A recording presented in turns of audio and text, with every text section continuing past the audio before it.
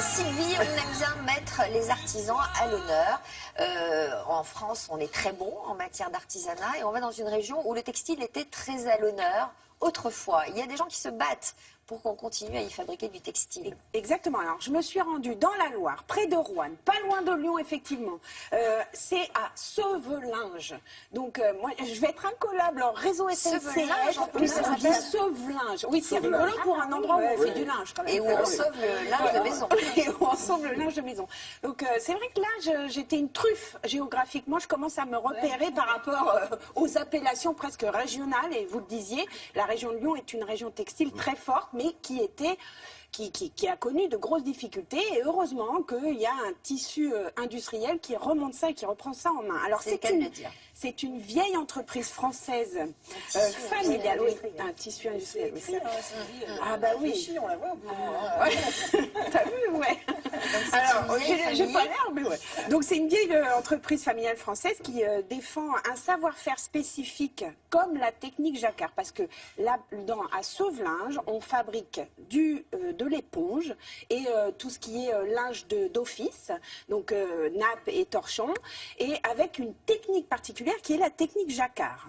Alors, ils ont également un site dans le nord de la France, cette société, où ils fabriquent, eux, le linge de lit, toujours avec cette même technique. Et en fait, il y a une belle réflexion dans cette société. Et c'est ce qui frappe quand on fait le tour des maisons françaises. C'est qu'en fait, ils se sont dit, plutôt que de déplacer entre le teinturier et là où on fabrique, il y avait 20 km à faire. Eh bien, ils se sont rassemblés, ils ont mis tout sur le même site. C'est ça aussi, c'est ça avancer, c'est rechercher des solutions pour économiser, pour aider aussi, enfin pour la planète, parce que du coup il n'y a pas de transport, etc. Donc ils ont regroupé tout à Sauvelinge. Vous allez voir, je me suis régalée. Ah ouais, j'avais dit, ah oui, nous avons donc filoché dans cette belle manufacture. Waouh! Bienvenue à Sauvelinge, dans la Loire, près de Roanne, l'un des berceaux de l'industrie textile française. Oh, les belles montagnes. J'ai une mauvaise nouvelle, hein. C'est l'hiver et il fait froid. On a envie de douceur, de grosses serviettes éponges, des peignoirs bien chauds. Pas n'importe lesquels. La technique jacquard, ça vous dit quelque chose ?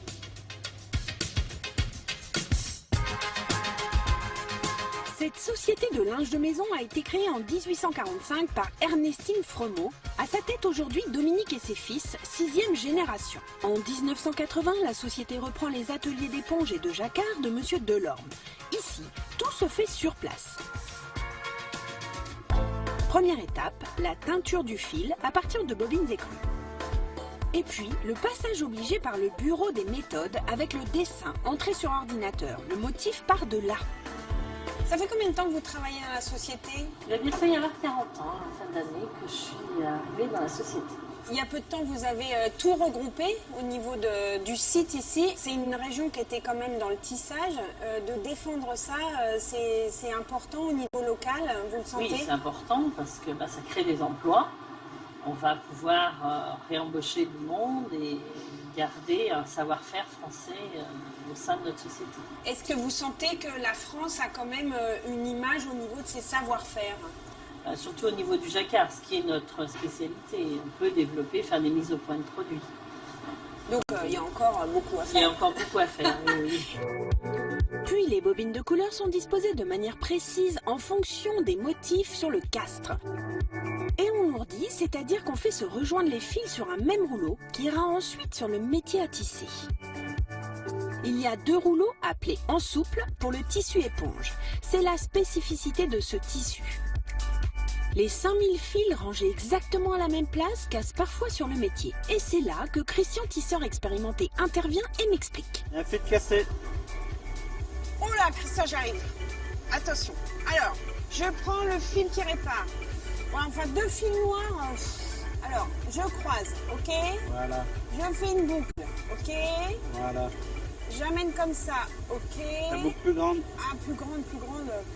Vraiment autour de mon pouce. Alors. Voilà. Hop. On passe. Vous avez la journée. On passe là. On passe au milieu. Là. Voilà. Voilà. Et je tire. Non, c'est bon. Presque. Oui! Vous m'embauchez? Oui. Ouais. Un robot fait les ourlets en long pour les serviettes, un automate toutes les tâches répétitives, mais toujours piloté par les hommes. C'est lavé, puis vérifié et emballé. Et hop, ces belles pièces finiront dans nos salles de bain et nos chambres. Un peu de douceur dans ce monde de brutes.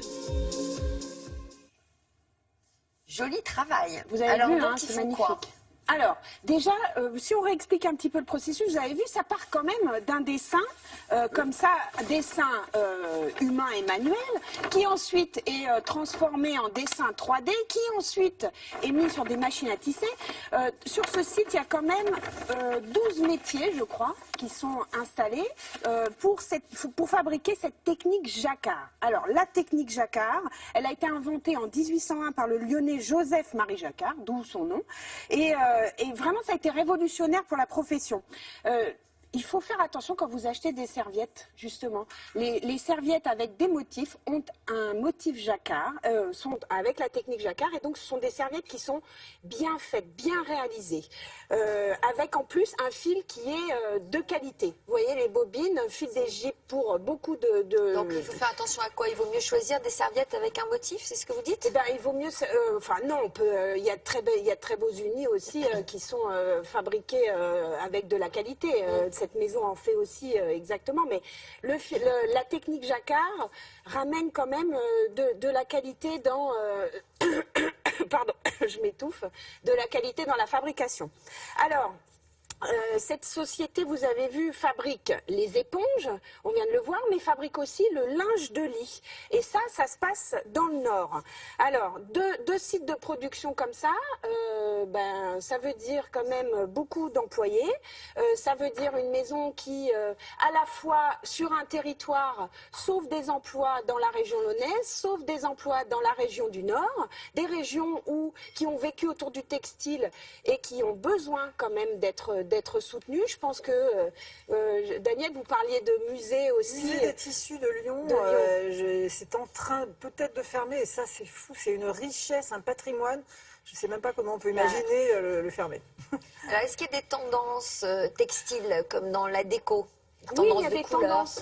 Et là, vous pouvez le voir, c'est très fleuri. En ce moment, dans tout ce qui est décoration, globalement, il y avait le salon Maison et Objets, qui est un salon réservé aux professionnels où se font et défont toutes les tendances internationales. Et là, on sent une tendance Miami, une tendance exotique, une tendance fleurie, parce que, en fait, on était dans une tendance un peu brute, un peu scandinave, très blanche. Elle est encore là, il y a encore du bois, il y a encore des textiles avec des broderies, mais très simple, très sobre. Et il y a le besoin de refleurir son intérieur, le besoin de remettre beaucoup de fleurs à l'intérieur pour réchauffer, j'en sais rien. Enfin, ça va aussi avec l'air du temps, c'est-à-dire qu'on a besoin de se sentir bien dans la maison et le motif, ça aide à se sentir bien. Et on peut même les mélanger. Là où on croit que non, on ne peut pas mélanger, il y a une vraie tendance du mélange de motifs. Merci en tout cas Et il faut des bravo. peignoirs aussi. Ah oui, j'ai oublié de dire, c'est serviette éponge, mais peignoir aussi, toujours dans cette technique jacquard. Voilà. Okay. Super.